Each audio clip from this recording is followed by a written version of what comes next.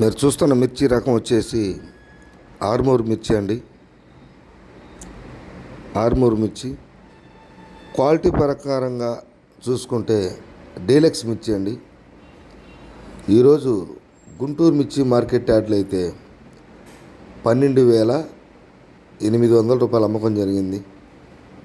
గుంటూరు మిర్చి మార్కెట్ యార్డ్లో డేట్ చూసుకుంటే సెప్టెంబర్ 9, 2025.